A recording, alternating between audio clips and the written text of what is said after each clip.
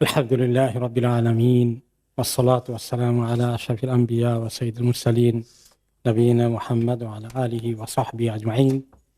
আলহামদুলিল্লাহ, সিরাতুন নবী এই আলোচনায় আমরা আজকে শুরু করব নবী করিম সাল্লাল্লাহু আলাইহি সাল্লামের জন্মের পূর্বে বেশ কিছু অলৌকিক ঘটনা, গুরুত্বপূর্ণ ঘটনা ঘটে যায়।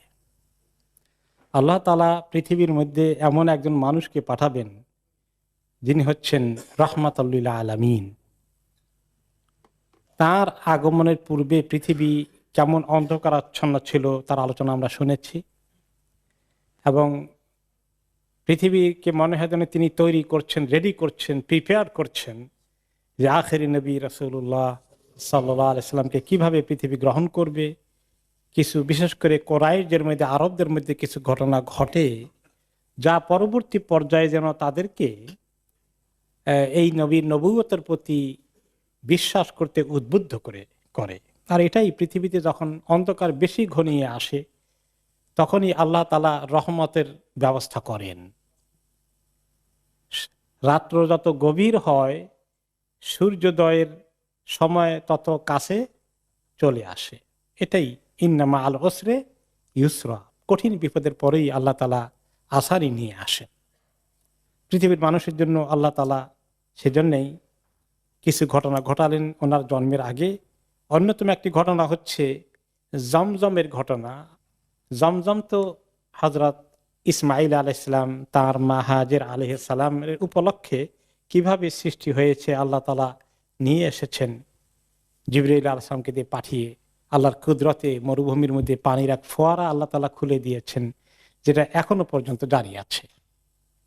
কিন্তু এক পর্যায়ে নবী করিম সাল্লাল্লাহু আলাইহি ওয়াসাল্লাম জন্মের বেশ আগে, আব্দুল মুত্তালিবেরও আরো অনেক আগে, ওনার দাদা তো আব্দুল মুত্তালিব, তার জমানার বেশ আগে আরবদের মধ্যে মক্কার ঘর এর আবাদ এবং এর নেতৃত্ব নেওয়া নিয়ে বিরাট এক যুদ্ধ হয়ে যায়।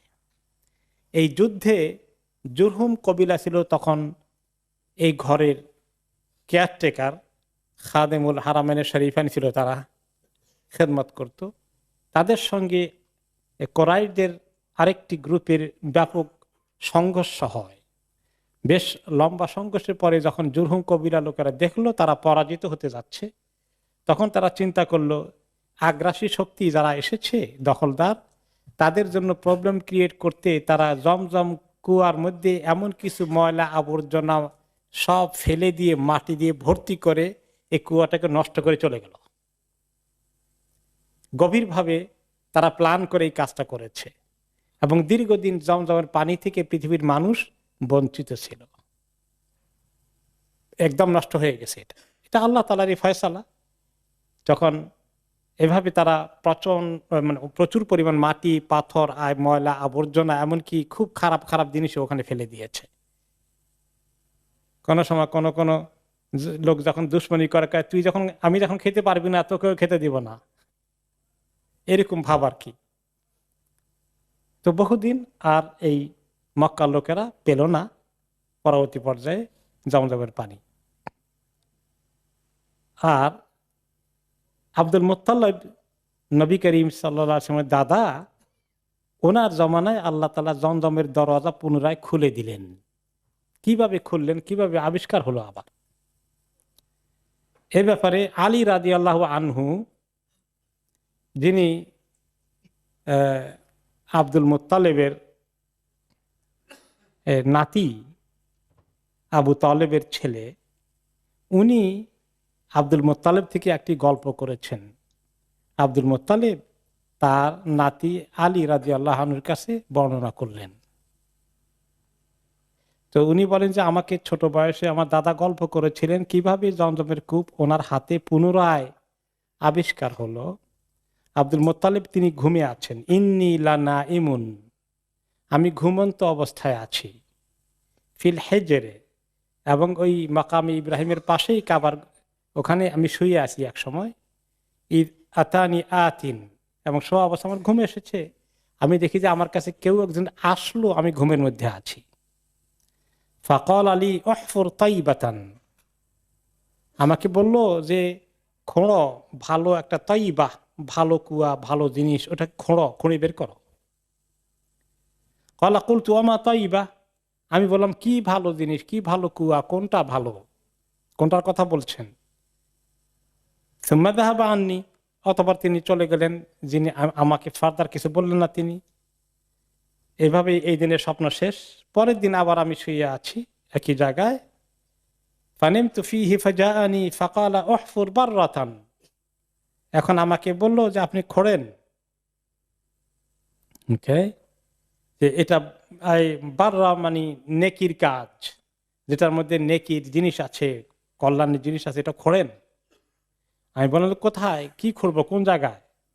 আর কিছু না, চলে গেল স্বপ্নটা। আবার থার্ড ডে, পরের দিন আবার ঘুমিয়েছি, একই খবর। ওয়াহফুরিল মাদনুনা, এই যে মাদনুনাকে খোঁড়েন, যেটাকে অনেক কষ্ট করে মানুষ হেফাজত করে দেয় না কারো কাছে, খুব সংরক্ষণ করে, এমন জিনিসটাকে খোঁড়েন, বের করেন। একই অবস্থা, প্রশ্ন করলাম, আবার চলে গেল। এরপরে পরের দিন আবার আমি ঘুমিয়েছি। তখন 3 দিন পরে এই দিনের স্বপ্নে বলা হচ্ছে ওহফুর জামজাম, জমজম খুঁড়ে বের করেন। কুলতু ওমা জমজম, তখন তারা এই কয়েক শতাব্দীর আগের ঘটনা, তো তারা জমজম ভুলেই গেছে। জমজম কি জিনিস আবার? বলে যে এমন একটা পানি, লা তুনজাফু আবাদান, এই পানির ফোয়ারা কখনো বন্ধ হবে না। ওই যে খুঁড়েছে আব্দুল মোত্তালেব, এখন পর্যন্ত পৃথিবীর ইতিহাস কি বলে? একদিনের জন্য জমজমের পানি বন্ধ হয়েছে? সুবহানাল্লাহ, মুজিজা আল্লাহ তাআলা। ওকে, ওয়ালা তুজাম্মু, এই পানি কোনোদিন দোষযুক্ত হবে না, এই পানি কোনো সময় ক্ষতিকর হবে না। মাঝে মধ্যে গত প্রায় বছর 20 আগে পেয়েছিলাম জমজমের পানির ব্যাপারে নাকি রিসার্চ করে করে বললো যে এর মধ্যে আয়রনের পরিমাণ অনেক বেশি, ক্ষতিকর ইত্যাদি। নন মুসলিমদের পক্ষ থেকে এটা রিসার্চ বের হলো। খুব কিছুদিন এটা নিয়ে একটু লেখালেখি জাতীয় কিছু হলো, কিন্তু পরে আবার দেখা থেমে গেল।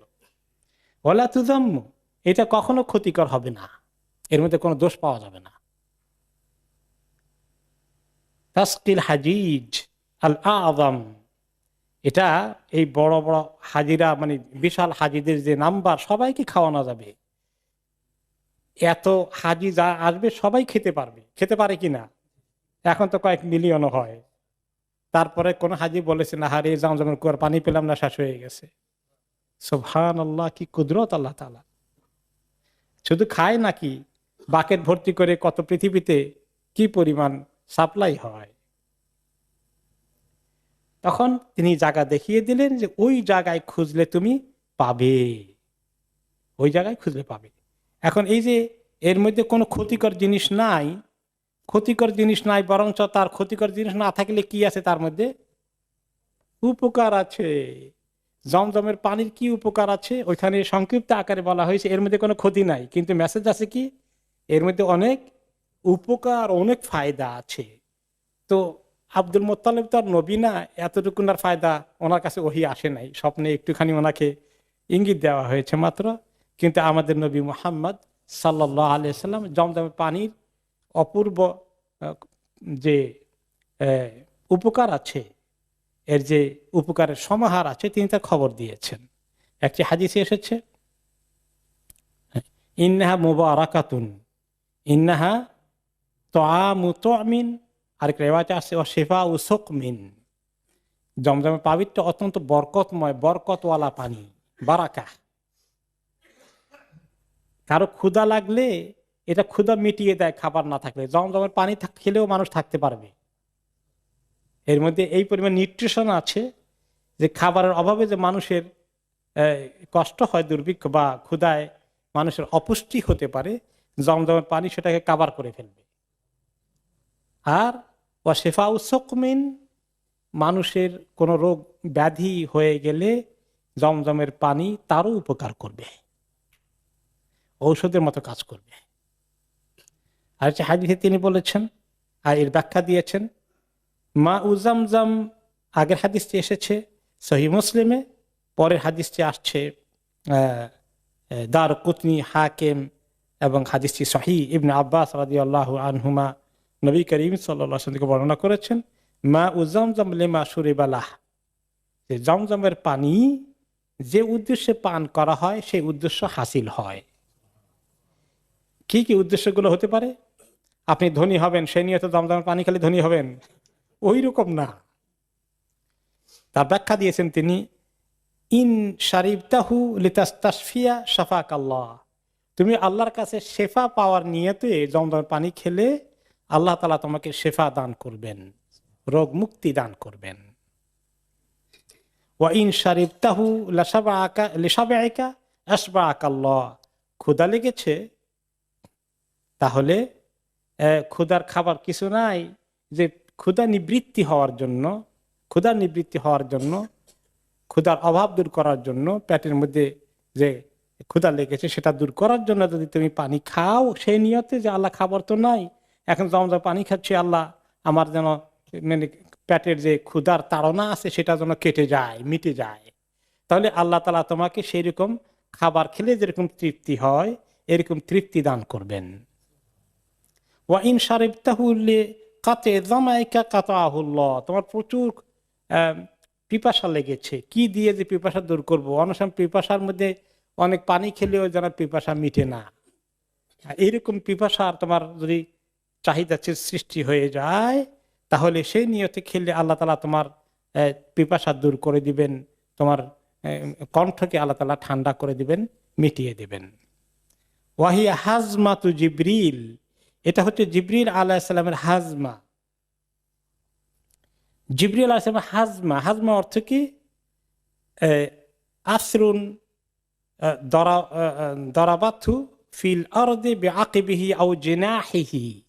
গত সপ্তাহে একজন প্রশ্ন করেছিলেন যে এটা হচ্ছে হাজমাতু জিবরিল, জিবরিল আলাইহিস সালাম এসে ওনার আইদার পায়ের গোড়ালি দ্বারা অথবা ডানার একটু সাইড দিয়ে তিনি একটু মৃদু আঘাত করেছেন, দরবা করেছেন, হয়তো ওনার পায়ের গোড়ালি দ্বারা অথবা ডানার অগ্রভাগ দিয়ে একটু মাটিতে আঘাত করেছেন, আর তখনই জমজমের পানির ফোয়ারা ছোটা শুরু হয়েছে। তো এটা জিবরিল আলাইহিস সালামের, তিনি হচ্ছেন আল্লাহ তাআলার কাছে সবচেয়ে সম্মানিত ফেরেশতা, তার মাধ্যমে আল্লাহ তাআলা এই কূপকে খনন করিয়েছেন, এই জন্য এর মধ্যে বারাকা অ্যাড হয়েছে। সুকি আল্লাহি ইসমাইল, আর ইসমাইল আলাইহিস সালাম যখন পিপাসায় ওনার জান ফেটে যাচ্ছিল তার জন্য আল্লাহ তাআলা এই পানির ফোয়ারা এনেছিলেন, কাজে এটা বরকতে পরিপূর্ণ। তো সেই বরকতের ধারা যখন তাদের কাছে চলে গেল, তারা তো আর পেল না বহুদিন, তখন আব্দুল মুত্তালিবকে আল্লাহ তাআলা পাঠিয়ে দিলেন। এখন আব্দুল মুত্তালিব স্বপ্নে এবার চতুর্থ দিনে স্বপ্ন পেলেন কি, যে এই জমজম কি জিনিস, অনেক বরকতওয়ালা পানি, এর মধ্যে কোনো ক্ষতি নেই, অনেক উপকার আছে, কোথায় আছে? ওয়াদুল্লা আলামা ওদেহা, স্বপ্নে তাকে দেখানো হলো এক্স্যাক্টলি লোকেশন কোথায়, এটা একদম মিশে গেছে, কোনো চিহ্নও নাই, আর আলামতও নাই, ওনাকে বের করা হলো। তখন তিনি এই দেখলেন এই মোবারক জিনিস, এটা তাহলে আমরা বের করতে হবে। মাহু ইবনুল হারিস ইবনু আব্দুল মুত্তালিব ওয়ালাইসা লাহু ইয়াউমা ইদিন ওয়ালাদুন গায়রুহু, তিনি হারিস ইবনে আব্দুল মুত্তালিব, তার ছেলে ছিল প্রথম একমাত্র ছেলে, তখন তার আর কোনো ছেলে ওই সময় ছিল না, পরে আরো ছেলে হয়েছে, তাদের কাহিনী আসবে। তা হারিস ইবনে আব্দুল মুত্তালিব আর নিজে চলে গেল, এবং দুইজনে মিলে তারা অনেকক্ষণ পর্যন্ত খোঁড়াখুঁড়ি করলো, খুঁড়তে খুঁড়তে এক পর্যায়ে জমজমের পানির ফোয়ারা দেখা যাচ্ছে।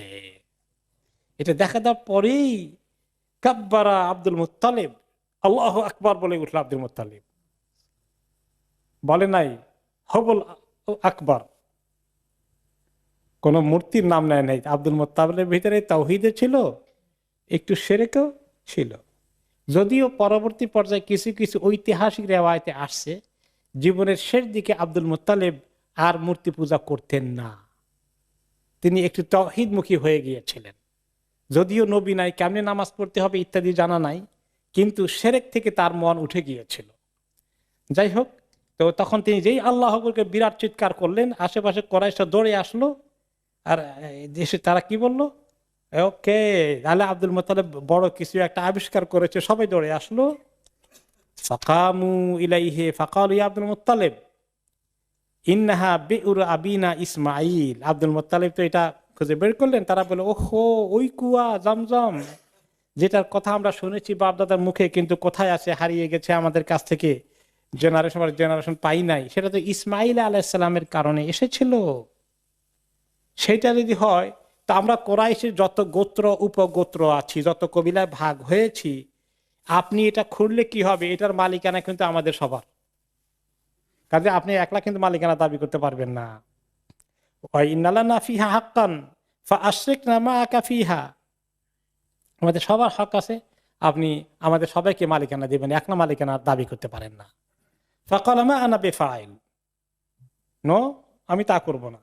ইন্না হাযাল আমরা কাদ খুসসিসতু বিহি দুনাকুম ওয়া উতিতুহু মিন বাইনিকুম, আমাকে আল্লাহ তাআলা স্বপ্নে দেখিয়েছেন, এইটার কেয়ারটেকার আল্লাহ দায়িত্ব আমাকে দিয়েছেন, এটা তোমরা আল্লাহর ফয়সালার উপরে থেমে যাও, এটা নিয়ে টানাটানি করো না। তখন তারা কিছুতেই থামবে না। তিনি হয়তো কেন দিতে চান নাই, সবাই মিলে ভাগাভাগি টানাটানি করলে জিনিসটার এত হাতে ম্যানেজ করতে গেলে তো সুবিধা হবে না। তিনি সবাইকে পানি খেতে দিবেন, কিন্তু কেয়ারটেকারের দায়িত্ব ওনার হাতে রাখবেন, এটা ছিল ওনার পরিকল্পনা। কারণ উনি পার্সোনালি খুব বখিল প্রকৃতির লোক ছিলেন না। তার ব্যাপারে আব্দুল মুত্তালিব সাংঘাতিক উদারমনা, খুব দানশীল, সবচেয়ে বড় লিডার মক্কার, এবং অতি সম্মানিত, সবাই তাকে রেসপেক্ট করে। কিন্তু তিনি এই একটি কারণেই হয়তো কনসিডার করেছেন যে তিনি এটা তার হাতে রাখবেন, কিন্তু তারা কিছুতেই মানবে না। নো, আমরা ইসমাইলের, যেহেতু আমাদের পূর্বপুরুষ সবার বড় দাদা ইসমাইল, আমরা সবাই তার গোষ্ঠী, তার উসিলায় আল্লাহ তাআলা দুনিয়াতে পাঠিয়েছেন, আমরা সবাই এটার মালিকানা অংশীদার আছি, আপনি আমাদেরকে বঞ্চিত করতে পারবেন না। এখন তো দরবার থামে না, এখন তো এটা নিয়ে মারামারি হয়ে যাবে, এটা নিয়ে এখন যুদ্ধ শুরু হয়ে যাবে। শেষ পর্যন্ত একটা ফয়সালা হলো যে একজন ভালো শিক্ষিত লোকের কাছে গিয়ে, জ্ঞানী লোকের কাছে গিয়ে, একজন আলেমের কাছে গিয়ে আমরা এটার ফয়সালা নিয়ে আসি। এখন ওই জমানায় আলেম বলতে তো আর কেউ তখন নাই, যে আলেম সত্যিকার অর্থে ইব্রাহিম আলাইহিস সালামের অনুসারী আলেম এই পর্যায়ে নাই। তখন আলেমদের পরিচয় ছিল কি জানেন? যারা জাদুবিদ্যা শিখত, গণনা বিদ্যা, গণক হতো, গণক আর জাদুকর, এদেরকে তারা আলেম মনে করত। কি মুসিবতের কথা! এখন এরকম এক মহিলা আলেম পাওয়া গেছে, কাহিনাতু বনি সাদ হুজাইম, তার নাম হচ্ছে হুজাইম। বনি সাদ গোত্র, একবারে সিরিয়ার একটি গোত্রর মধ্যে সে মহিলা থাকে, মক্কা থেকে বহু দূরে। তার কাছে তারা যাবে, গিয়ে সেটা তার কাছে গিয়ে ফয়সালা চাইবে যে আমাদের মধ্যে ফয়সালা করে দাও। তখন কোরাইশের বিভিন্ন কবিলার প্রতিনিধি আব্দুল মুত্তালিব নিজের কবিলার কয়েকজনকে নিয়ে ওখানে রওনা হয়ে গিয়েছেন, বহু দূর। সাথে পানি নিয়ে গেছিলেন, যেখান থেকে পানি জোগাড় করেছিলেন। যাই হোক, টানাটানি করে পানি জানিয়েছেন। যেতে যেতে আধা রাস্তা গিয়ে আব্দুল মুত্তালিব যে পানি সাথে নিয়ে গেছিলেন সেটা শেষ হয়ে গেছে। এখন আব্দুল মুত্তালিব চিন্তা করলেন যে তোমাদের কাছে এখনো পানি আছে, যাদের কাছে বেশি, একটু পানি চাইলেন, একটু পানি আমাদেরকে দাও। তো আমরা একটু তো পানি শেষ হয়ে গেছে, বলে তোমাদেরকে দিলে রাস্তা তো বাকি আছে, তখন আমাদেরটা শেষ হয়ে যাবে, তা আমরা তো আবার পিপাসায় মরবো, তাও দিবে না তারা। তখন শেষ পর্যন্ত বসে পরামর্শ করলেন আব্দুল মুত্তালিব, এক কাজ করো, আমরা বসে একটা ফয়সালা করি, পানি তো দেখা যায় আমাদেরটা শেষ হয়ে গেছে, তোমাদেরটা কয়েকদিন পরে শেষ হয়ে যাবে। তো এখন আমাদের সামনে মৃত্যু ছাড়া কিছু দেখি না, মরুভূমিতে আশেপাশে কোনো বাড়ি ঘর নাই। তখন ওখানে বসে তারা এখন রেস্ট নিচ্ছে, আর সবাই এখন তো টায়ার্ড হয়ে গেছে। বলে যে এক কাজ করো, প্রত্যেকে নিজের জন্য কবর খুঁড়ে ফেলুক, কারণ যেভাবে টায়ার্ড হয়ে গেছে, একজন মারা গেলে তার কবর খোঁড়ারও আমাদের আর শক্তি থাকবে না, পানির অভাবে তো এখন জান যায়। তো প্রত্যেকে নিজের জন্য কবর খুঁড়ে ফেলুক, তাহলে একজনকে কবর দিয়ে তার নিজের কবর দিতে অসুবিধা হবে না, তাকে ফেলে দিলাম, মাটি চাপা দিয়ে কোনো রকমে চলে গেলাম। এরকম করা কবর খোঁড়া শুরু করে দিয়েছে। পরে আব্দুল মুত্তালিবের মাথায় আসলো, শোনো, থামো, এভাবে করে আমরা মৌতের দিকে এখানে অপেক্ষা না করে চলো দেখি আমরা কোন দিকে আশেপাশে পানি পাওয়া যায় খোঁজ খবর নিয়ে আমরা দেখি ওই দিকে রওনা করে দেই। তো কিছু আইডিয়া নিচ্ছে, হয়তো উত্তর দিকে হোক বা দক্ষিণ দিকে, কোন দিকে জনবসতি পাওয়া যায় সেদিকে তারা একটু রওনা করে দিবে। তো আব্দুল মুত্তালিব নিজের যানবাহনটার উপরে উঠছে, ওকে, তার যে উট ছিল সে উটের উপরে সওয়ার হয়েছে। যে উটের উপরে উঠেছে, উট তো বসা অবস্থায় থাকে, তো বসা অবস্থায় মানুষ বসতে হয়, তারপরে উট কি করে মানুষ সহ উঠে। কিন্তু অন্যান্য জন্তু ঘোড়ার উপরে দাঁড়ানো অবস্থায় উঠে, তো উটের উপরে বসছে। উট যখন কেবল উঠেছে, উঠার সাথে সাথে উটের এক পায়ের খুরের নিচ থেকে পানির ফোয়ারা আবিষ্কার হয়ে গেছে। তখন আব্দুল মোত্তালিব একদিন আল্লাহু আকবার তাকবীর দিল, সবাই দৌড়ে আসলো, তিনি পানি খেলেন, সবাইকে পানি দিলেন এবং বড় সবাই যা না ভর্তি করে নিয়ে যাও পানি। এগুলো দেখে এখন বাকি লোকেরা বলল যে আব্দুল মোত্তালিব আপনি আসলেই আল্লাহর খাস বান্দা, বোঝা গেছে, আমরা আপনার সঙ্গে আর যুদ্ধ করব না, যান মক্কা দিকে চলে যাই, ওই মহিলার গণক মহিলার কাছে যাওয়ার দরকার নাই ফয়সালার জন্য, আমরা আপনাকে সবাই মালিকানা হস্তান্তর করে দিলাম, আপনি এটা নেন, তারপরে আমরা চলেন মক্কা দিকে চলে যাই। তিনি মক্কা দিকে চলে আসলেন। তাহলে জমজমের পানি আবিষ্কার হওয়া আবার নতুন করে, এটা একটা মহা ঘটনা ছিল না? একটা বিরাট ঘটনা। এই ঘটনা নবী করিম সাল্লাল্লাহু আলাইহি ওয়াসাল্লামের জন্মের বেশ কিছু আগে ঘটে। এরপরে যে আরেকটি বড় ঘটনা ঘটে ওনার জন্মের বৎসর, সেই বৎসরটাকে বলা হয় আমুল ফিল, হাতির বৎসর। এই যে আসহাবুল ফিল, এই হাতির ঘটনা ওই বছর ঘটে, যে ঘটনাটা কোন সূরায় এসেছে? সূরা আল ফিল। আল্লাহ তাআলা কি বলেছেন? বাদাউযু বিল্লাহি মিনাশ শাইতানির রাজীম, বিসমিল্লাহির রহমানির রহিম, আলাম তারা কাইফা ফাআলা রাব্বুকা বিআসহাবিল ফিল। হে নবী, আপনি কি দেখেননি আপনার রব হাতি বাহিনীর সঙ্গে, হাতিওয়ালাদের সঙ্গে কি ব্যবহার করেছেন? নবী করিম সাল্লাল্লাহু আলাইহি ওয়াসাল্লাম দেখবেন কেমনি? ওনা তো তখনও জন্মই হয়নি। তো আল্লাহ তাআলা বলেন কেন আপনি কি দেখেননি? তার অর্থাৎ এই ঘটনাটা এত সত্য, নবী করিম সাল্লাল্লাহু আলাইহি ওয়াসাল্লাম মায়ের পেট থেকে আসার পরে, একটু বড় হওয়ার পরে যখন ঘটনা শুনেছেন, সবার কাছে শুনেছেন, তাই না? এই ঘটনাটা একটা বাস্তব ঘটনা ছিল। যে ঘটনাটা এত সত্য ঘটনা, এটা দেখার মতো ঘটনা। অর্থাৎ আপনি কি জানেননি, শুনতে পাননি, বা আপনার পাশে যারা বড় আছে এখন যারা দেখেছে ঘটনা, তারা কি দেখে নাই? সেই জন্য দেখার কথাটা ব্যবহার করা হয়েছে। আলাম ইয়াজআল কাইদাহুম ফি তাদলিল। সে আল্লাহ কি তাদের এই ষড়যন্ত্রকে, আল্লাহর ঘর ভাঙ্গার আব্রাহার ষড়যন্ত্রকে নস্যাৎ করে দেননি? ওয়া আরসালা আলাইহিম তায়রান আবাবিল। তিনি তাদের কাছে আবাবিল পাখি কি পাঠাননি? তারমিহিম বিহিজারাতিম মিন সিজিল। এই পাখি তাদেরকে নিক্ষেপ করছে এমন পাথর দ্বারা, যেটা সিজিল, আগুনের বারুদের মতো পাথর দিয়ে, ম্যাটেরিয়াল দিয়ে তৈরি। এইটা দিয়ে পাখিরা তাদের উপরে কি নিক্ষেপ করেনি কঙ্করগুলো? ফাজআলাহুম কাসফিম মাকুল। যে তিনি তাদেরকে শেষ পর্যন্ত এইভাবে এই পাথর তাদের উপরে বর্ষিত হওয়ার পরে, পাথরের কারণে তারা কি হয়ে গেল? তাদের ভিতরে পাথর অ্যাকশন করে তাদেরকে মনে হয় একদম পিষে ফেললো। যেভাবে গরু এবং ছাগল ঘাস খাওয়ার পরে পেটের ভিতরে চলে গেলে যে জাবর কাটে বসে বসে, এইরকম ঘাসগুলো জাবর কাটা হয়ে গেলে গরু জবাই করলে নাড়ি বুড়ি খায় লোকেরা, তাই না? নাড়ি বুড়ি খাওয়ার জন্য পেট থেকে কি করে, ওই যে জাবর যেগুলো আছে পেটের ভিতরে বের করে দেয়, দেখছেন না কোনোদিন? খড়কুটা গুলো মনে হয় যেন একবার এরকম হয়ে গেছে। মানুষগুলোকে এইরকম করে ফেলেছিল পাথরগুলো, খালি মরে যায়নি, একদম হজম হয়ে গেছে মনে হয় যেন। সেই কাহিনী আল্লাহ তাআলা বললেন। ওকে, তো নবী করিম সাল্লাল্লাহু আলাইহি ওয়াসাল্লাম এই ঘটনা জানেন। তিনি যখন হুদাইবিয়া থেকে রওনা হয়ে গেলেন, হাত্তা কানা ইদা বিসানিয়া আল্লাতী ইয়াহবিতু আলাইহিম মিনহা বারাকাত বিহা রাহিলাতুহু। ওনারা রওনা করে দিয়েছেন হুদাইবিয়া থেকে, ওই মক্কার দিকে আসবেন ওমরা করতে, মনে আছে তো? কিন্তু এক পর্যায়ে হুদাইবিয়া যখন এসে থামলেন, উট আর সামনের দিকে যায় না, উট বসে গেছে। আল্লাহর হুকুম নাই সামনের দিকে যাবে, আর কারণ তারা যুদ্ধ করার জন্য রেডি হয়ে আসছে। এই মুহূর্তে আল্লাহ তাআলা যুদ্ধ করতে চাচ্ছিলেন না। মক্কা থেকে যখন ওনারা মদিনা থেকে ওমরা করতে গেছিলেন নবী করিম সাল্লাল্লাহু আলাইহি ওয়াসাল্লামের সময়, তখন সবাই দৌড়ে আসে উঠকে বলতেছে হাল হাল,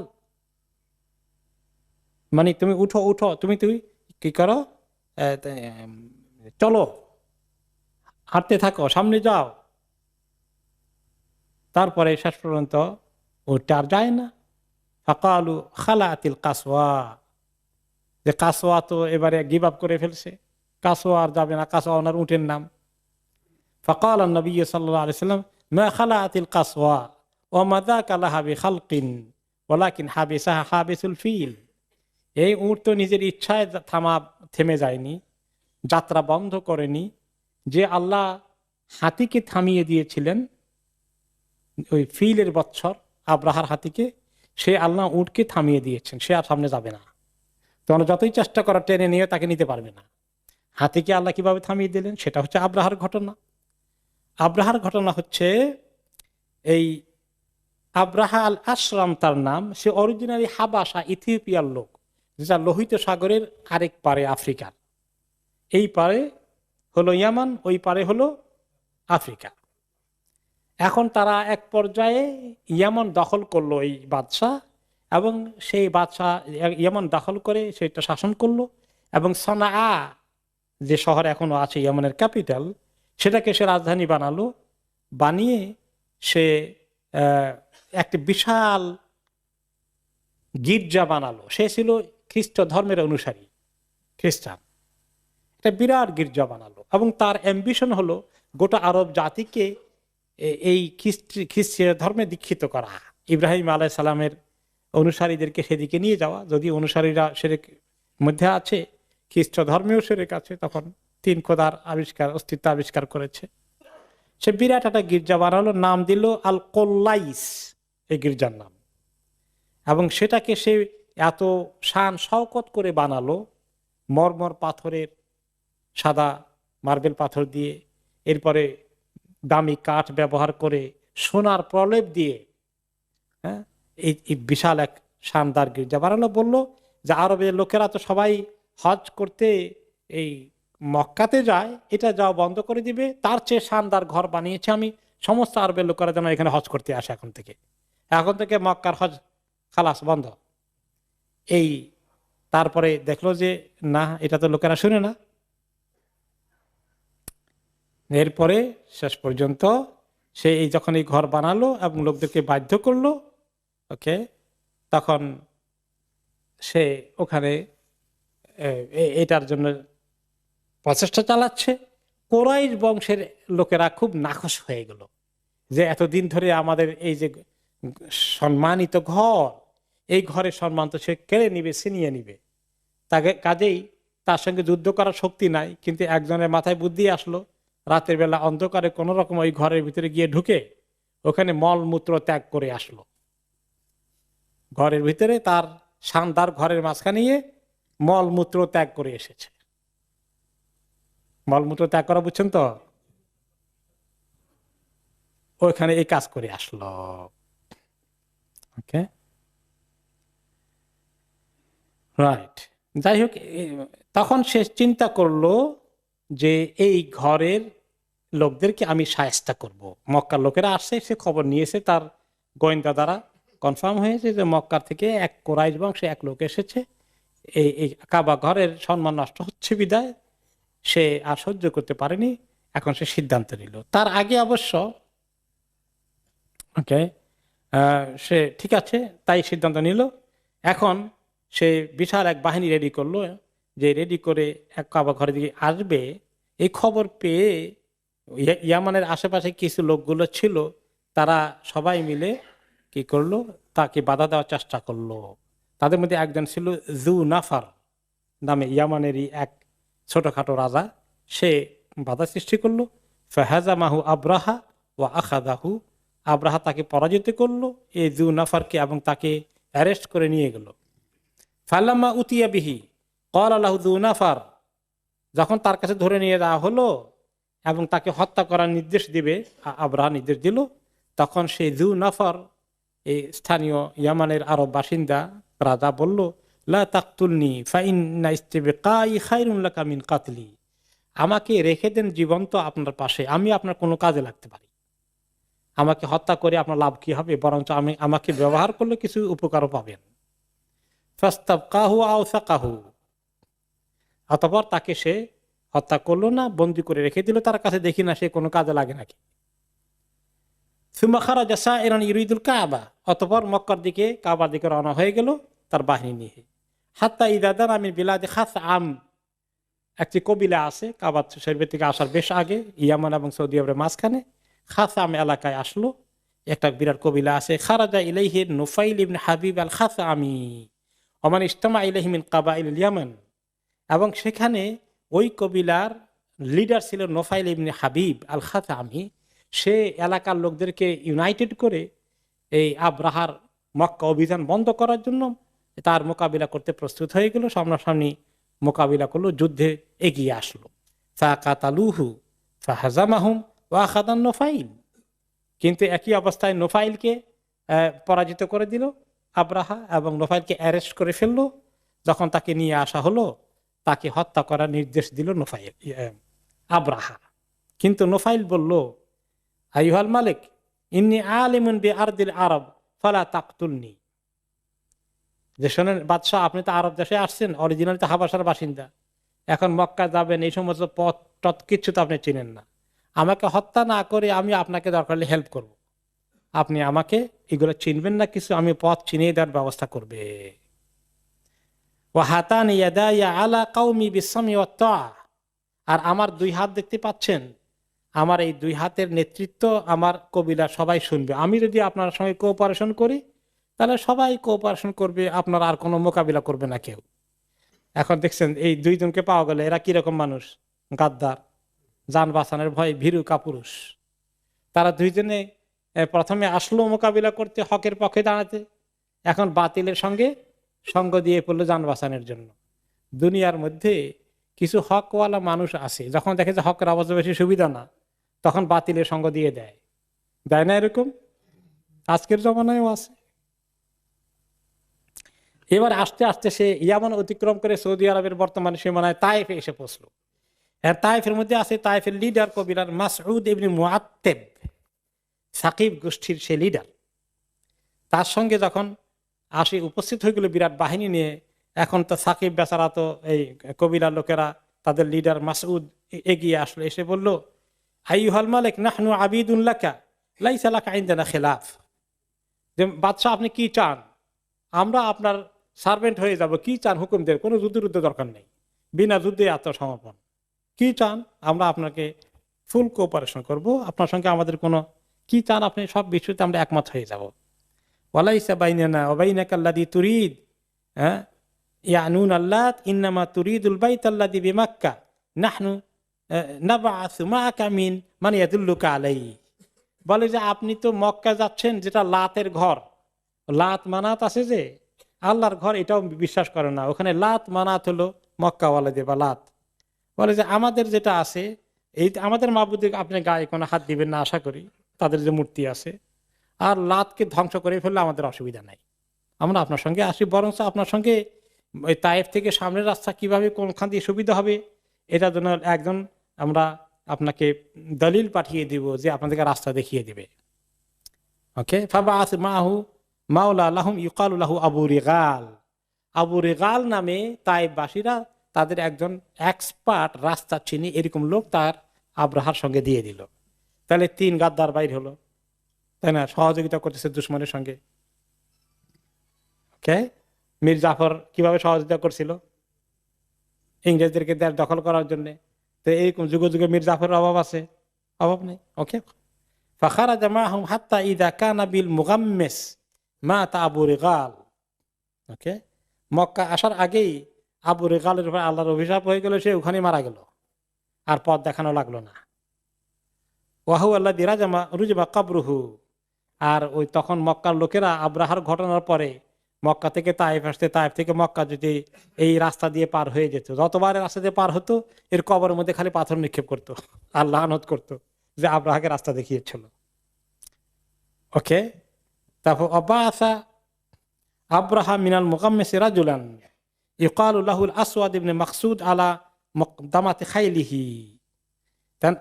এখান তো তারা অনেকখানি মক্কার কাছে এসে গেছে তাইফ থেকে। ওই সময় এই মোগাম্মেস এলাকা থেকে আব্রাহা একটি লোক, তার নাম হলো আসওয়াদিন মাকসুদকে সামনে একটু ঘোড়ার একটা ছোট্টখাটো ট্রুপ তৈরি করে দিয়ে ঘোড়ার বাহিনী, অশ্ব বাহিনী নেতৃত্বে সামনের দিকে পাঠিয়ে দিল। ফাজামা ইলাহি আহলুল হারাম ও আসাব আলী আব্দুল মুত্তালিব মিআতাই বাঈর বিল আরাক। অতঃপর তারা গিয়ে এই ঘোড়সওয়ার বাহিনী, আব্রাহার বাহিনী, মক্কার লোকদের যেখানে গরু ছাগল চড়াতো তারা, বা উট টুট এগুলা সবগুলোকে সিজ করে দখল করে নিয়ে আসলো। কারণ মক্কার লোকেরা তো যুদ্ধের জন্য প্রস্তুত না। তা আব্দুল মুত্তালিব নিজে ধনী ছিলেন, তার 200 উটকে নিয়ে এসেছে। 200 উট আরব দেশে বিরাট এক সম্পদ না ওই সময়। উট হলো সবচেয়ে বড় সম্পদ, উটের চেয়ে বড় সম্পদ আর কিছু নাই। এটা নিয়ে নিয়ে আসা হয়েছে। অতঃপর এগুলো যখন নিয়ে আসা হয়েছে, মক্কা আলাদের খবর কি? এখন তো তারা টের পেয়ে গেছে আব্রাহা আসছে, তারা কি তার সঙ্গে যুদ্ধ করবে না আত্মসমর্পণ করবে? তো আলাপ আলোচনা করার জন্য আব্রাহা তার নিজের আরেকটি লোককে পাঠালো, হুনাতা আল হেমিয়ারি, সে ইয়ামানের বাসিন্দা, আরব মানুষ, আব্রাহার পক্ষের লোক, তাকে পাঠালো।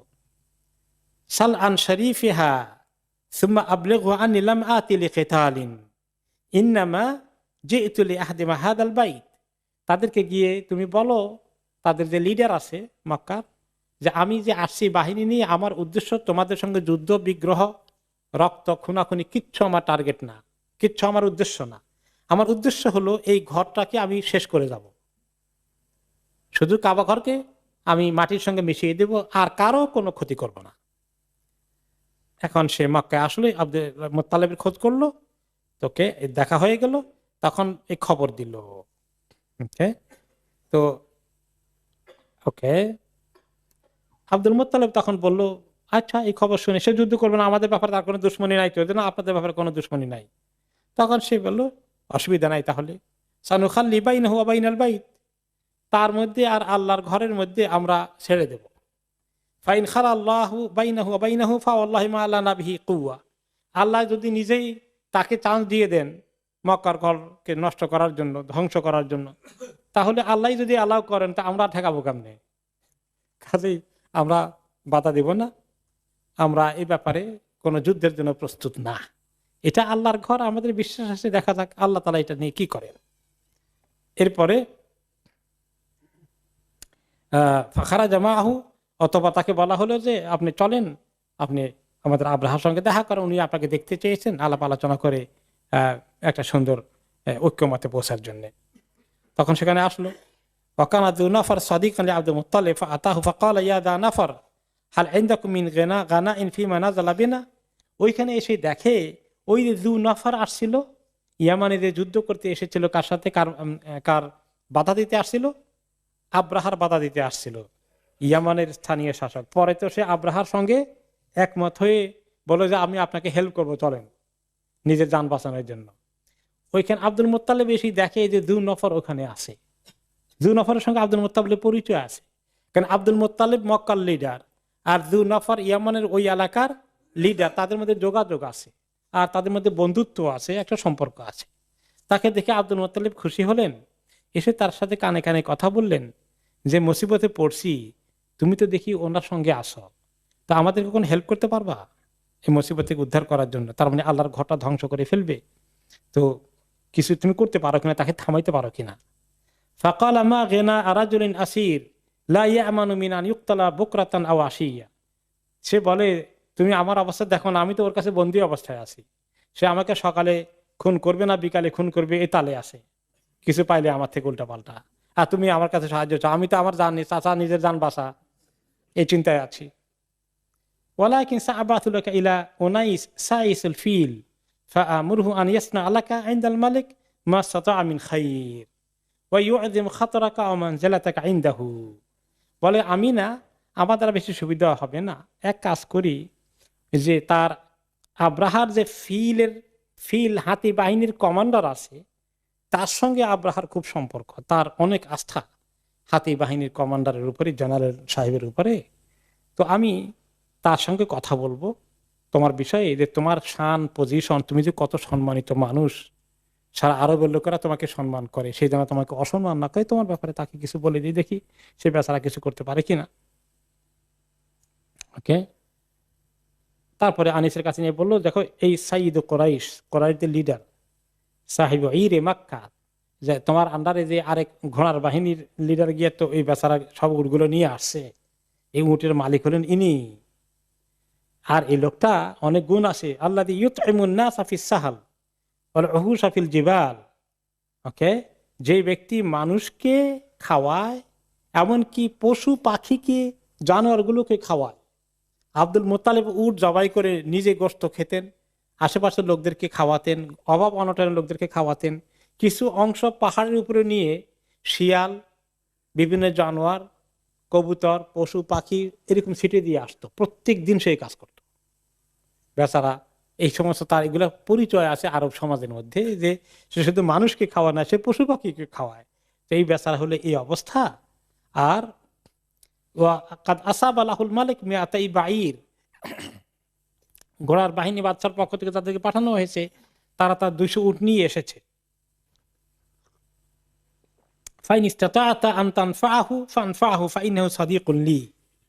তো তুমি যদি পারো এই বেচারার একটু হেল্প করো, সে আমার অনেক ঘনিষ্ঠ বন্ধু, সম্মানিত মানুষ, পারোনি কিছু করতে দেখো।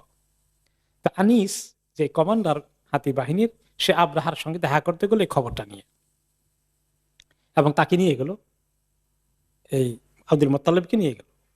বললো যে এই যে নিয়ে আসছি সাইয়্যিদ কোরাইশ, কোরাইশদের বড় লিডার, সাহিব ইর মক্কা, মক্কার মানে বাহিনীর তিনি লিডার, তার উটগুলো তার, আর সেইভাবে মানুষকে পশুকে সবকিছুকে খাটায়। ওকে, ওয়ান্নাহু আহাব্বা আন তা'দানা লাহু, আর তিনি চাচ্ছেন আপনার সঙ্গে দেখা করে কথা বললে আপনি যদি মোটামুটি তাকে ভালো ট্রিটমেন্ট করেন, তাহলে সে আপনার সঙ্গে একটা অ্যাপয়েন্টমেন্ট চায়।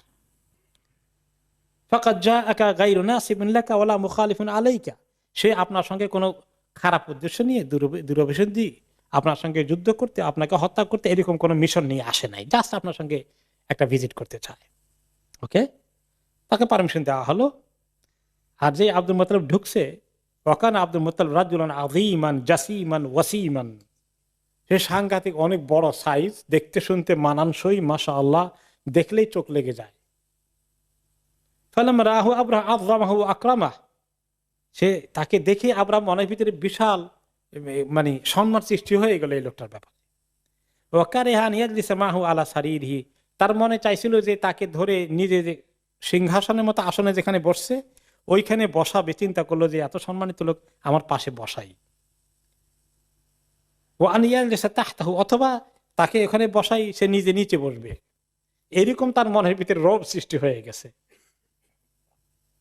ফাহাবে তাইলাল বিসাত, ওকে, কিন্তু শেষে চিন্তা করলো যে আমি তাকে ওখানে বসাই আর আমি নিচে বসি, তাহলে আমার বাহিনী এবারে তার আমার থেকে তার গুরুত্ব দেওয়া বেশি শুরু করে দেবে, তার এক মুশকিল। তখন দুইজনে বলেই সে নিজে নেমে দুইজনের সঙ্গে একসঙ্গে নিচে বসলো, নিচে পাটি বিছায় নিচে বসলো। তো খোঁজ খবর নিয়ে বললো যে কি মনে করে আসছেন, কি উদ্দেশ্যে আপনি আসছেন, আব্দুল মুত্তালিবকে জিজ্ঞেস করলো। বলে যে আইয়ুহাল মালিক ইন্নাকা কাদ আসাবতা লি মালান আযীমান ফারদুদহু আলাইয়া, যে আমার 200 উট নিয়ে আসছেন, তো আপনি আমার উটগুলো ফেরত দিয়ে দেন, এটাই আমার মেইন রিকোয়েস্ট। ফাকাল লাহু লাকাদ আজাবাতনি আজাবতানি হিনা রাআইতুকা ওয়া লাকাদ যাহিদতু ফিকা, যখন আপনাকে দেখছিলাম আপনার চেহারা, ব্যক্তিত্ব, শখসিয়ত, পার্সোনালিটি, এগুলো দেখে তো আমি সাংঘাতিকভাবে আপনার প্রতি সম্মান সৃষ্টি হয়ে গেল, কিন্তু আপনার কথা শুনে সব সম্মান আমার বিদায়নী হয়ে গেছে। আমি কি দোষ করলাম? قال جئت إلى بيت هو دينك ودين آبائك وعصمتك ومنعتكم لأهدمه فلن تكلمني فيه وتكلمني في 200 بعير لك, যে আমি আসছি আপনার এই যে ঘর কাবা আছে, যেটা আপনাদের দিন কেন্দ্র, আপনার বাপ দাদা ইব্রাহিম ইসমাইলের কাহিনী যার সঙ্গে জড়িত, আপনার এটার কেয়ারটেকার সারা জীবন করে আসছেন, সেই ঘর চূর্ণ বিচূর্ণ করতে এসেছি, সেইভাবে একটা কথা বললেন না, খালি নিজে 2টা উটের চিন্তায় আছেন। আপনি এত ছোট লোক, আমি তো চিন্তা করি নাই। ক্বালা আনা রাব্বু হাযিহিল ইবিল ওয়া লিহাযাল বাইতি রাব্বুন সায়ামনাহু, যে আমি তো উটের মালিক, এই ঘরের মালিক আরেকজন আছেন, তিনি যদি চান রক্ষা করতে, তিনি রক্ষা করতে পারবেন, ওইটা দায়িত্ব আমার নাই, ওটা চিন্তা আমি করি না।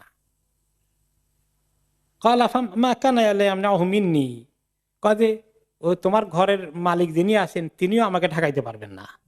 কে বলছে? Abraha. So this is the pride and arrogance, তাই না? যারা দুনিয়ার মধ্যে বড় শক্তিশালী কোনো কিছু শক্তির অধিকারী হয়ে যায়, পরাশক্তির অধিকারে সুপার পাওয়ার হয়ে যায়, তারা দুনিয়াকে আর কেয়ার করে? কিচ্ছু কেয়ার করে না। তো সে তখন সুপার পাওয়ার, সে কেয়ার করলো না। তো আব্দুল মুত্তালিব তখন বলেন ফাআনতা ওয়াদাক, ঠিক আছে এটা আপনার মধ্যে আর ঘরের মালিকের মধ্যে হোক, ওটা আমার দায়িত্ব না, ওটা আমি তার উপরে ছেড়ে দিলাম। তারপরে তার উটগুলো ফেরত দেওয়া হলো। অক্টোবর উট নিয়ে ফেরত আসেন আব্দুল মুত্তালিব মক্কার মধ্যে, খবর দিলেন কুরাইশদেরকে যে এখন তোমরা এক কাজ করো। তার মনে আসছে যে আল্লাহ কিছু একটা করবেন, ঘটাবেন, কাজে তোমরা এই শহর ছেড়ে তার মোকাবিলার দরকার নেই, পাহাড়ে চূড়ায় নিরাপদ আশ্রয়ে চলে যাও, তোমাদের ছেলে মেয়েকে নিয়ে শহর ছেড়ে দাও।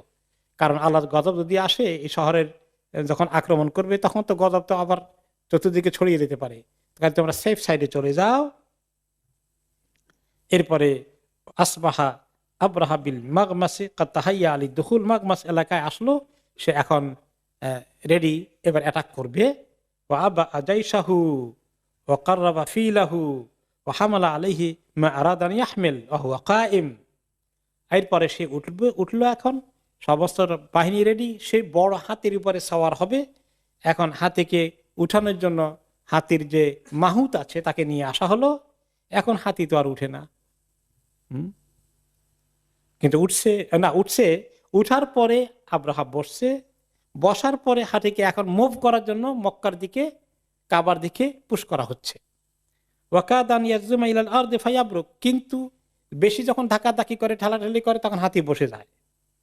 ফাদারাবুহু বিল মাওয়ালি ফি রাসিহি, এমনকি হাতির মাথার মধ্যে একটা হাতুড়ি দিয়ে পিটাই দিল, পিটাতে যে হাতিকে ঠেলার জন্য, কিন্তু কোন রকমে হাতি যায় না।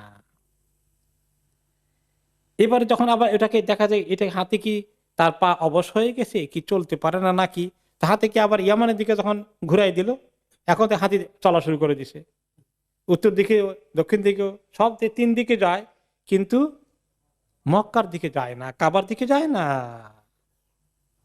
এভাবে করতে করতে তারা যখন এই হাতিকে এরকম অত্যাচার করছে তীব্রভাবে আর হয়রান হয়ে যাচ্ছে, এই জায়গাটার নাম কোন জায়গায় মুকাম্মাস আছে, কোন জায়গায় আছে ওয়াদি আল মুহাসসার। ওয়াদি আল মুহাসসার, এইখানে এই সময় আল্লাহ রাব্বুল আলামিন লোহিত সাগরের দিক থেকে, জেদ্দার পাশে যে লোহিত সাগর আছে, এই রেড সির দিক থেকে পাখির বাহিনী চলে আসছে, তায়রান আবাবিল। হ্যাঁ, এই ছোট পাখিগুলোর সাইজ খুব বেশি বড় নয়, চড়ুই পাখি থেকে আর একটু বড়। হ্যাঁ, মাকুল্লি তৈরিন সালাসাতু আহজার, প্রত্যেকটি পাখির সঙ্গে 3টা করে ছোট ছোট পাথর, মুখে ঠোঁট দিয়ে ধরা একটি পাথর, আর 2 পায়ের মধ্যে আঙ্গুল দিয়ে ধরা 2টা করে পাথর। হ্যাঁ, এই 3টা পাথর নিয়ে পাখিগুলো উড়ে আসছে। আর এই পাথরগুলো সাইজ কদ্দুর, ম্যাক্সিমাম চিকপি, চানা, হ্যাঁ, চানার সাইজ, চানা বুট। ওকে, তারপরে শুরু করে দিল, এই পাখি থ্রো করা শুরু করে দিল। তখন সে উপলক্ষে যে সূরা আসলো, এটা আমরা শুনেছি। এরপরে কিছু লোক ওইখানেই মারা গেল, একেবারে তারা মানে ওই যে কাসফে মাকুল হয়ে গেল। আর কিছু লোক সঙ্গে সঙ্গে মারা যায়নি, তারা কিছুটা আহত হয়ে সবগুলো এখন রণে ভঙ্গ দিয়ে ইয়ামানের দিকে রওনা করে দিল। আব্রাহা নিজেও তাৎক্ষণিকভাবে মরে যায়নি, তার শাস্তি আর একটু লম্বা করার জন্য আল্লাহ তাআলা তাকে আহত অবস্থায় ইয়ামানের দিকে সে ফিরে গেল।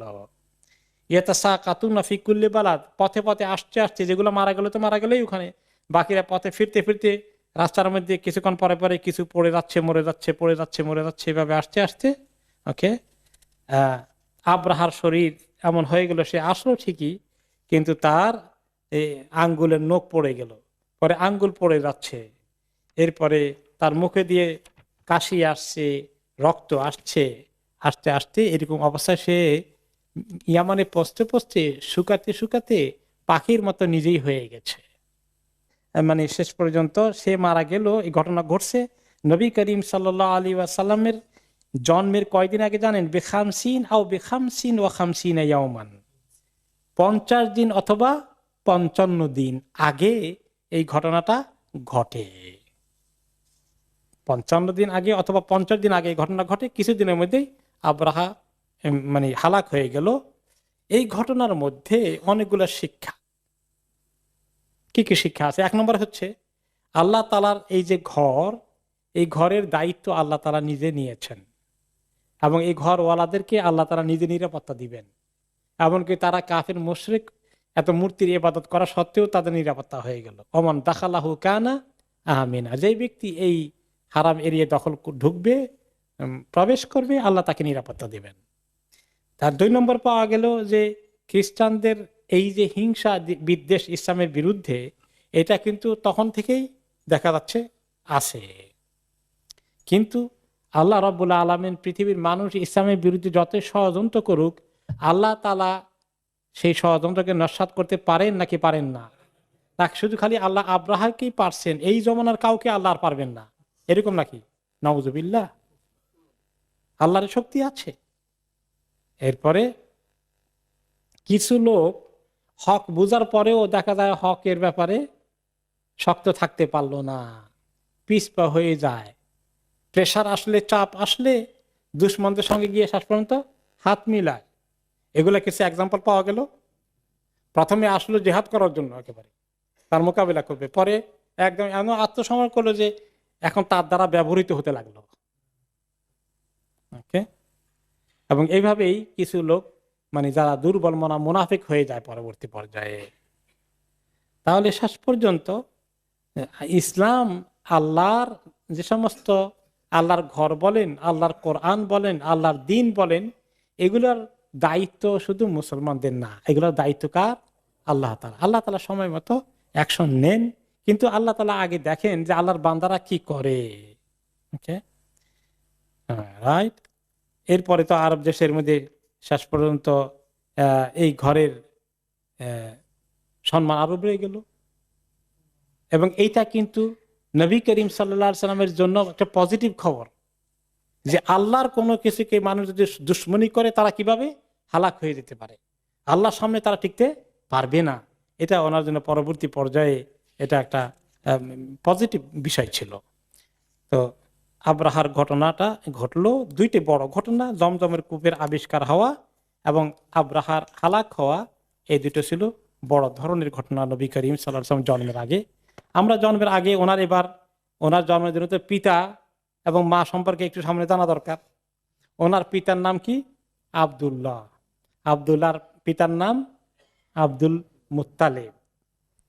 এখন আব্দুল মুত্তালিবের যখন জমজমের কূপ খনন করে, তখন তার ছেলে কয়জন ছিল? একজন মাত্র, তার নাম ছিল আল হারিস। তিনি চিন্তা করলেন যে একলা এক ছেলে দিয়ে তো উনি মক্কার এই আব্রাহা আক্রমণ করলো ইত্যাদি, তাহলে ওনার আরেকটু ছেলে হওয়া দরকার। আরব দেশে তখন ছেলেরাই ছিল একমাত্র শক্তি, তাই না? তিনি আল্লাহর কাছে খুব দোয়া করলেন যে আল্লাহ তাআলা যেন তাকে অনেকগুলো ছেলে, যদি গোটা 10 ছেলে আল্লাহ ওনাকে দেন। বিয়ে তো একাধিক করে, এক ঘর না, একাধিক ঘরে বিয়ে করেছিলেন তিনি। আল্লাহ যদি গোটা 10 ছেলে দেন তাকে, তাহলে তিনি একটাকে কোরবান করে দিবেন। ওকে, যেভাবে ইব্রাহিম আলাইহিস সালাম তার সন্তানকে কোরবান করার জন্য উদ্যত হয়েছিলেন বা উদ্যোগ নিয়েছিলেন। তো পরবর্তী পর্যায়ে ঠিকই আল্লাহ তাআলা ওনাকে সন্তান দিলেন। হারিসের খবর তো আছে। এরপর আরেকটা ছেলে ছিল আজ-জুবাইর, আরেকজন ছিল আবু লাহাব, আব্দুল উজ্জা, এই আব্দুল মুত্তালিবের ছেলে। তার টাইটেল আবু লাহাব, তার নাম হচ্ছে আব্দুল উজ্জা। তাহলে আব্দুল মুত্তালিব যে মূর্তি পূজা করেছেন তার প্রমাণ হলো কি? ছেলের নাম কি? আব্দুল উজ্জা। আর ওই ছেলের পরিচয় আমাদের কাছে কি? আবু লাহাব। 4 নম্বর ছিল আল মুকাওয়াম, 5 নম্বর ছিল দেরার, 6 নম্বর ছিল আবু তালেব। আর 7 নম্বর ছেলে জাহাল, 8 নম্বর ছেলে আব্দুল্লাহ, 9 নম্বর ছেলে হামজা, হামজা রাদিয়াল্লাহু আনহু কথা মনে আছে। 10 নম্বর ছেলে আল আব্বাস রাদিয়াল্লাহু আনহু, আব্দুল্লাহ ইবনে আব্বাসের পিতা। সবার চেয়ে ছোট ছিলেন আব্বাস রাদিয়াল্লাহু আনহু। ওকে, এখন 10 জন তো হয়ে গেছে। আব্দুল মুত্তালিব তো এখন মানত করেছে, 10 জন ছেলে হয়ে গেলে একজনকে সে কোরবানি করে দিবে। এখন তো সে মানত তো ঠিক রাখতে হয়, মানত পূরণ করা তো বড় গুরুত্বপূর্ণ। এটাও তারা ইব্রাহিম আলাইহিস সালামের জামানা থেকে শিখে আসছে, কোন মানত করলে এটা পূরণ করতে হয়। এখন সে ছেলেদেরকে নিয়ে একদিন বসলো, বসে বললো যে বাবারা জানো তো আমি তো এইরকম একটা মানত করেছি, এখন আমি কি করব। তারা দেখলো যে বাবাকে থামানোর চেষ্টা করলো যে না দেখেন না কোনো কিছু করি, এটা অ্যাভয়েড করা যায় কি না। কিন্তু কিছুতেই তিনি তিনি এক কথার মানুষ, তিনি আল্লাহর সঙ্গে বিশ্বাসঘাতকতা গাদ্দারি করবেন না, কথা পূরণ করবেন। কাকে এখন তিনি কোরবানি করবেন, তোমরা পরামর্শ করে আমাকে পরামর্শ দেয় কাকে চুজ করব। তখন বলা হলো যে এক কাজ করো সবাই মিলে, যে লটারির মতো ড্র করেন, নাম লেখেন, যার নাম উঠে তার নামেই আর নিতে হবে, এসব কিছু করার নাই। তখন তার নাম লিখে একটা কাগজে নিয়ে যাওয়া হয়ে গেল। ওখানে মক্কা ঘরে কিছু পুরোহিত ছিল, তারা তাদের কাছে দিলে তারা এই গণকরা একটা পদ্ধতি আছে লটারির মতো বা ইয়ের মতো, সেখানে তারা দিয়ে যার নামটা ঘুরে আসে তার নাম নেওয়া হবে। এখন নাম যখন উঠাতে আসলো, সেই আব্দুল মুত্তালিবের সবচেয়ে প্রিয় ছেলে ছিল আব্দুল্লাহ। সে অপূর্ব ছোটকাল থেকে বড় বৈশিষ্ট্যের অধিকারী ছিল, খুব মায়াবী ছিল, এর নামটাই চলে আসলো। এবং যখন নাম দিতে সে যায়, কোন কোন ঐতিহাসিক রেওয়ায়তে আসছে, সেখানে মনে মনে করতে লা ইনসুরি ফা আন আব্দুল্লাহ ফা আনা বিখাইর, খালি কোন রকমের আব্দুল্লাহর নামটা না উঠলে হয়েছে, আমি আর আমার কোনো চিন্তা নেই, যে কোনো একটা উঠুক, খালি আব্দুল্লাহর জন্য আল্লাহ বাঁচাই দেয়। কিন্তু ফাখারাজ আল কাদহ আলা আব্দুল্লাহ, এখন আব্দুল্লাহ নামে উঠে গেছে। যখন আব্দুল মুত্তালিব দেখলে কিছু করার নাই, অনেক চেষ্টা তো করলাম, তামান্নাও করলাম, এখন সে খঞ্জর নিয়ে এসেছে বাইতুল্লাহ, ওখানে আব্দুল্লাহকে জবাই করবে। এই সময় মক্কার কোরাইশ বংশের সবাই ছুটে আসছে, এসে তারা বলল যে না কিছুতে, এমনকি আব্দুল্লাহর মামার গোষ্ঠী যারা ছিল তারাও দৌড়ে আসছে, আর এই ভাগিনাকে জবাই করতে দেওয়া যাবে না। এসে তারা সবাই মিলে তাকে থামানোর চেষ্টা করলো। আব্দুল মুত্তালিব বলেন ফাকাইফা আসনাউ বিনাজরি, আমি তো এটা মানত করছি, কেমনে আমি মানত থেকে সরে আসবো, এটা তো আমি করতে পারি না। তখন তারা বলল যে এখন তাহলে একজন আলেমের কাছে যাইতে হয়, তাহলে ফয়সালা আছে কিনা দেখেন। আলেম তো হলো কি গণক, হেজাজ এলাকায় গণক একজন আছে, এই বড় আলেম, তার কাছে চলেন। হেজাজ বলতে তখন হয়তো জেদ্দা এদিকে বোঝানো হয়েছে। তখন তার কাছে গেল, গিয়ে তার কাছে কিছু মাসালা জিজ্ঞাসা করলো, কি করতে পারি, এই যেটা করেছি আমি, মানত করেছি, এটা থেকে এর কোনো বিকল্প সমাধান শরীয়ত মতো আছে কিনা। তখন সে বলল যে এক কাজ করো, তোমাদের মধ্যে দিয়তের পরিমাণ কি, মানে কেউকে যদি কোনো মৃত্যুদণ্ড কার্যকরী করতে হয়, তাহলে মৃত্যুদণ্ড থেকে বাঁচাতে হলে কয়টা উট দেওয়ার নিয়ম কানুন তোমাদের সমাজে প্রচলিত আছে। মনে করে একজন একজনকে খুন করেছে, খুনের বদলায় আইদার খুন হবে, নতুবা রক্ত রক্ত কি বলে এটাকে, রক্তপণ দেবে। সেটা পরিমাণ কত, বলে যে 10টা উট। কথা 10টা উট আর বিরাট একটা পাল্লা বানাও, দাঁড়ি পাল্লা, বড় করে একটা পাল্লা বানাও, এক পাল্লাতে আব্দুল মুত্তালিবের নাম উঠাও, ওকে, তারপরে আরেকটা, বা অথবা পাল্লা না বানিয়ে ওই যে তাদের আছে যে যেখানে তারা গণকদের কাছে গিয়ে মক্কায় নাম লেখায়, সেই জায়গায় 10টা উটের লেখে কাগজের মধ্যে দাও, 10টা উট দিয়ে দাও। যদি দেখা যায় সেখানে এই যে 10টা উটের পরিমাণ ভারী হয়ে গেছে পাল্লার মতো আব্দুল্লাহর তুলনায়, তাহলে সেখানে তোমরা 10টা উট কোরবানি করে দাও, তার পরিবর্তে এটা রক্তমূল্য হয়ে যাবে। আর যতক্ষণ না হয় ততক্ষণ আরো 10টা দাও, 20টা হলে না আরো 10টা দাও। এভাবে করতে করতে যতক্ষণ না হয়েছে ততক্ষণ 10টা করে দিতে থাকবা। এক পর্যায়ে যখন 100টা দেওয়া হলো তখন গিয়ে দেখা গেল যে পাল্লা ভারী হলো। তার মানে 100টা দিলে আর তাকে জবাই করতে হবে না। তো তখন আব্দুল মোত্তালেব রাজি খুশি হয়ে 100টা উট জবাই করে দিলেন, আব্দুল্লাহকে বেঁচে গেলেন আব্দুল্লাহ, এবং এই গোশতটাকে পরবর্তী পর্যায়ে ভাগ করে দিলেন, সমস্ত মানুষের জন্য অ্যালাউ করলেন, এবং পশু পাখিকে বনে জঙ্গলে পাহাড়ের মধ্যে অনেকগুলো ছিটিয়ে ফেলে দিয়ে আসলেন। এই আব্দুল্লাহ বেঁচে গেলেন। এরপরে আব্দুল্লাহ বড় হয়েছেন। এখন আব্দুল্লাহকে বিয়ে করানোর জন্য আব্দুল মোত্তালিব মনস্থ করলেন কোথায় বিয়ে করাবেন। কোরাইশ বংশের একটি শাখা মদিনা চলে গিয়ে সেখানে সেটেল হয়ে গিয়েছিল। তো ওখানে একজন ভালো পরিবারের একটি মেয়ে আছে আমেনা, এই খবর তারা জানতেন। তারা মাঝে মধ্যে মক্কা থেকে মদিনা, মদিনা থেকে মক্কায় যাওয়া আসা করতেন। ওই মেয়েটাকে চুজ করলেন আব্দুল মোত্তালিব তার ছেলে আব্দুল্লাহর জন্য। দুই দিক থেকে নবী করিম সাল্লাল্লাহু আলাইহি ওয়াসাল্লাম কোরাইশ বংশের ধারা পেলেন, এবং মদিনার আবার বরকত পাওয়া গেলে এদিকে মক্কার বরকত তো আছেই। এদিক থেকে আল্লাহ তাআলা ওনাকে ওনার মা মিলিয়ে দিলেন, বিয়ে শাদী হয়ে গেল। এরপরে এক পর্যায়ে দুনিয়াতে আসার আগেই আব্দুল্লাহ ওনার পিতা দুনিয়া থেকে চলে গেলেন। অতঃপর নবী করিম সাল্লাল্লাহু আলাইহি সাল্লামের জন্ম হলো।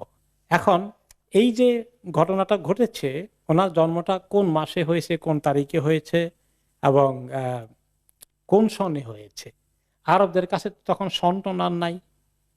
তখন তাদের কাছে গণার জন্য তারা চিন্তা করতো যে একটা মহা ঘটনা কি আছে, ওইটা অনুযায়ী তারা রেফার করত। কারণ আরব দেশে সন, পঞ্জিকা, ক্যালেন্ডার এগুলোর কোনো অস্তিত্ব ছিল না। তখন আমুল ফিল, হাতির বৎসরের এই ঘটনাটা অনেক বড় ঘটনা।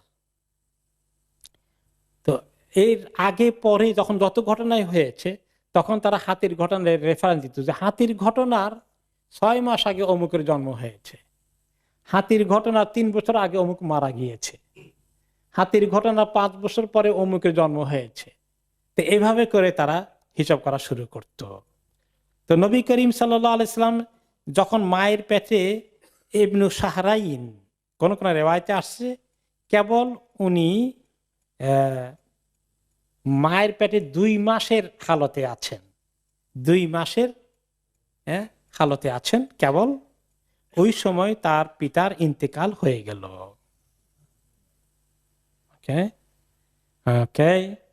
ইবনুল কাইয়িম রাহমাতুল্লাহ আলাইহি, ইমাম ইবনুল কাইয়িম বলেন ওয়াখতুলিফা ফি ওয়াফাতি আবিহি আব্দুল্লাহ।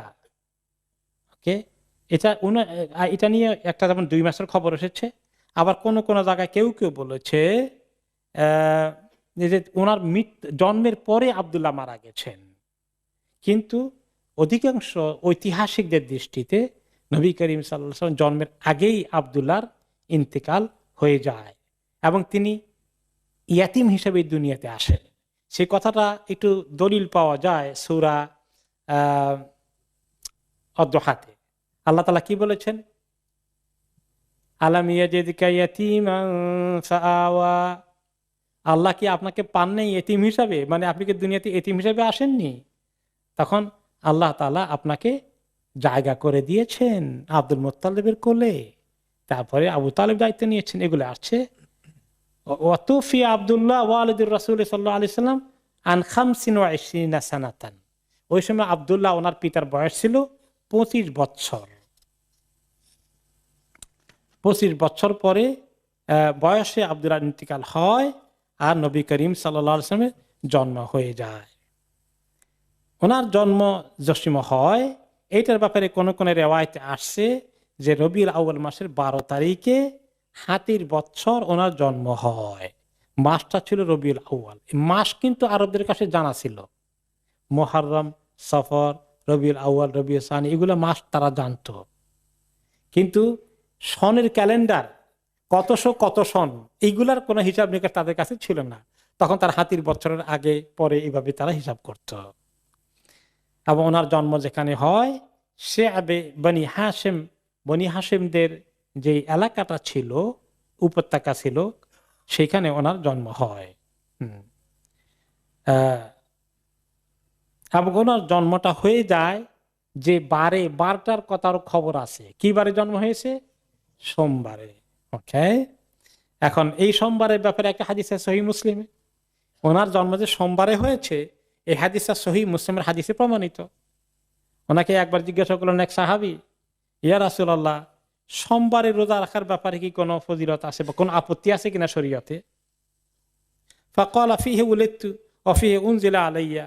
বলে সোমবারে তো কোনো দোষ নাই, রোজা রাখার ক্ষেত্রে কোনো আপত্তি তো নাই, কোনো খারাপ দিন না। খারাপ দিন হলে কি আল্লাহ আমার ওই দিন দুনিয়াতে পাঠান নাকি? আর ওই দিনই আমার কাছে প্রথম ওহী এসেছে। ওকে, এরপরে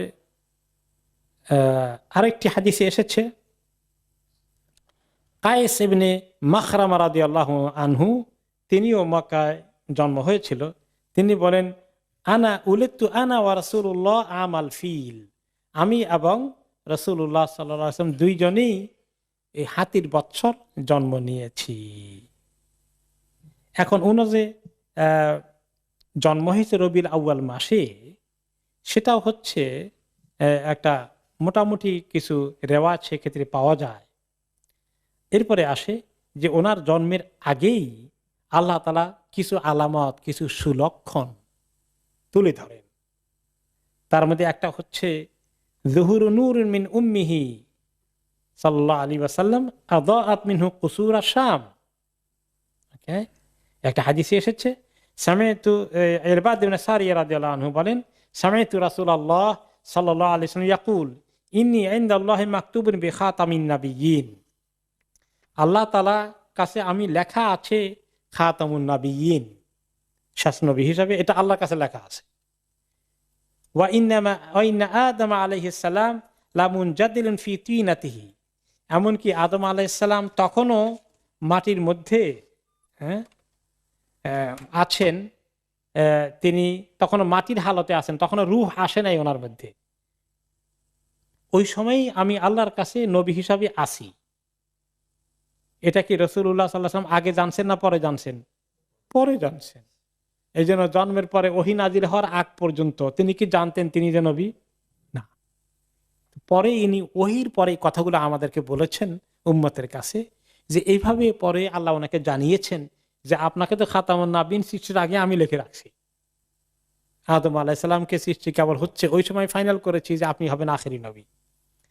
ওয়া সাউখবিরুকুম বিআউয়ালি যালিকা। তারপরে তিনি বলেন যে আমার নবী হওয়ার খবরগুলো দুনিয়াতে প্রথমে কিভাবে আসে। এক নম্বরে দাওয়াত আবি ইব্রাহিম, আমার পিতা ইব্রাহিম আলাইহিস সালাম দোয়া করেছিলেন মক্কাতে যখন রেখে গিয়েছিলেন। হ্যাঁ, এই শহরে কি দোয়া করেছিলেন? ইবআস বিহিম রাসূলান, আল্লাহ এখানে তাদেরকে রসুল পাঠান, তাদেরকে পবিত্র করবে, তাদেরকে ইবাদত শিখাবে। এই দোয়া তিনি করে গিয়েছিলেন মক্কা ছাড়ার সময়। সেই দোয়ার ফল হচ্ছে আমি। ওই দোয়ার আনসার করেছেন আল্লাহ তাআলা আমাকে দিয়ে, ইব্রাহিম আলাইহিস সালাম দোয়ার আনসার।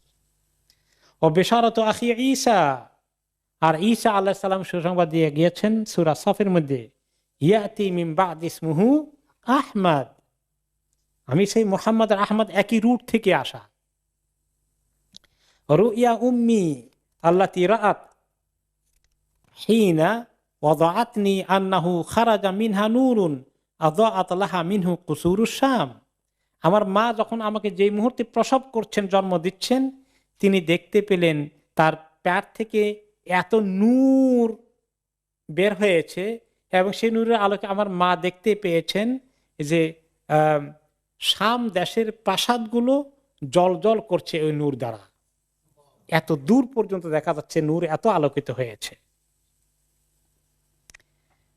একটি হাদিসে এসেছে, সাহাবায়ে কেরাম রাদিয়াল্লাহু আনহুম ওনাকে নবুয়তের পরে জিজ্ঞেস করেছিলেন, ইয়া রাসূলুল্লাহ আখবিরনা আন নাফসিক, আপনার ব্যাপারে, আপনার ব্যক্তিগত ব্যাপারে আমাদের কিছু বলেন, আপনার খোঁজ খবর কিছু দেন না, কিভাবে দুনিয়াতে আসার কারণ ইত্যাদি। তখন তিনি বললেন, আমার খবর তো হচ্ছে দাওয়াত আবি ইব্রাহিম, ইব্রাহিম আলাইহিস সালাম আমাদের দোয়া করেছিলেন তার আনসার। বসরা ঈসা ঈসা আলাইহিস সালামের সুসংবাদ, ও রাআত উম্মি হিনা হামালাত বি, আর এই রিওয়ায়াতে আসছে মা জন্মের সময় না, জন্মের আগেই যখন পেটে ধারণ করেছিলেন মা, তিনি স্বপ্নে দেখলেন হামালাত। এটা বাস্তবে দেখা না, এখানে আসে স্বপ্নে দেখেছেন। আন্নাহু খারাজা মিনহা নূরুন আদাআত লাহু বুসরা ওয়া বুসরা মিন আরদি শাম, আমার মার পেট থেকে এমন নূর বের হয়েছে যে নূর বসরা এলাকায়, যেটা হয়তো বা এখন বসরা বলে শাম ইরাকের, ওই জায়গার এলাকার বাড়িঘর বালাখানাগুলো পর্যন্ত দেখা যাচ্ছে। ইমাম ইবনে কাসির রহমতুল্লাহ আলাইহি, তিনি সিরিয়া দেশের লোক ছিলেন।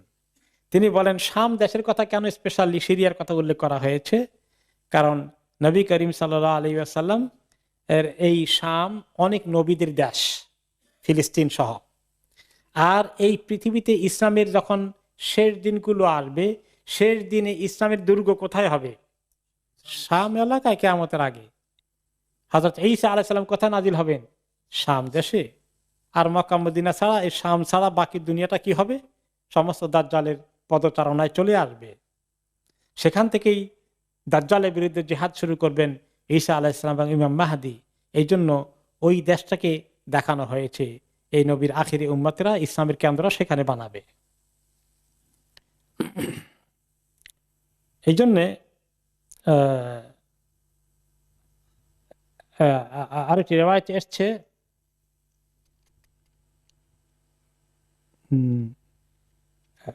হাসান ইবনে সাবিত রাদিয়াল্লাহু আনহু বলেন, ওয়াল্লাহি ইন্নী লা গুলামুন ইয়াফাতুন ইবনু সাবিন আও সামান। হাসান ইবনে সাবিত রাদিয়াল্লাহু আনহু একজন সাহাবী, তিনি মদিনার বাসিন্দা। তিনি বলেন যে আমার বয়স যখন 7 কি 8, আর আমি তখন প্রায় কৈশোর থেকে যৌবনে পদার্পণ করা, মানে কিশোর বয়সে আছি, এখনো যৌবনে যাই নাই। আকিলু কুল্লামা সামিতু, আমি তখন যা কিছু শুনি আমি বুঝতে পারি। ইদ সামিতু ইয়াহুদিয়ান ইয়াসরাখু বিআলা সাউতিহি আলা উতুমিন বিয়াসরিব, আমি একদিন শুনতে পেলাম মদিনায়, তিনি তো মদিনার বাসিন্দা, মদিনার কিছু ইহুদি ছিল, মদিনার ইহুদিদের কেউ কেউ জানতে পেরেছে যে আখিরি নবী আসার টাইম হয়ে গেছে। একদিন চিৎকার করে, একটি দুর্গের উপরে একজন ইহুদি চিৎকার করে বলছে, ইয়া মাশারা ইয়াহুদ, হে ইহুদি সম্প্রদায়, তোমরা সবাই জমায়েত হও। হাত্তা ইযা ইজতামাউ ইলাইহি ক্বালু লাহু ওয়াইলাকা মা আলাক, সবাইকে জমায়েত করছে, যখন সবাই বলে যে কি হয়েছে তোমার, কেন ডাকছো আমাদেরকে, তোমার তো কোনো বিপদ আপদ দেখি না। বিপদ আপদ দেখলে মানুষের চিৎকার করে। ক্বালা তালা আল্লাইলা নাজমু আহমাদা আল্লাযী উলিদা বিহি, সেই ইহুদিটা বলছে আজকে রাত্রে আহমদের নূর দেখা গিয়েছে, সে দেখতে পেয়েছে। আহমদ হচ্ছেন ইয়াতি মিন বাদ ইসমুহু আহমদ, এই কথা তাওরাত এবং ইনজিলে আছে। সে, তার জন্ম হয়ে গেছে আজকে রাত্রে, আমি তোমাদেরকে খবর দিচ্ছি। কোথায় হয়েছে আর জানেন না সে, কিন্তু তার দুনিয়াতে আগমন হয়ে গেছে, সে একটা নূর দেখতে পেয়েছে। আরেকটি হাদিসে এসেছে, ওকে, লাম্মা আন আমিনা বিনত ওয়াহাব বিন উম্মি রাসূল সাল্লাল্লাহু আলাইহি ওয়াসাল্লাম আনহা ক্বালাত সুম্মা ওয়াদাতুহু, আমিনা রাদিয়াল্লাহু, আমিনা ওনার মা বলছেন যে আমি যখন আমার সন্তানটাকে প্রসব করেছি, ফামা ওয়াকা কামা ইয়াকাউ সিবিয়ান, সে আর বাকি বাচ্চাদের মতো 10টা বাচ্চা যেভাবে আসে এরকম করে আসে না দুনিয়াতে। ওয়াকা ওয়াদিআন ইয়াদাহু বিল আরদ রাফিআন রাসাহু ইলা সামা, মার পেট থেকে এভাবে আসে, জমিনে হাতটা এমনি করে বের হয়েছে, আর মাথাটা তার উঁচু করে আকাশের দিকে এভাবে আসছে। সে, উনি আসছেন দুনিয়া থেকে এভাবে, বাচ্চারা তো পা দিয়ে আসে, তিনি এভাবে মাথা দিয়ে এসেছেন, জমিনে পড়েই হাত দুটো এইভাবে সেজদার হালতে আর উঁচু আকাশের দিকে তিনি তাকিয়েছেন।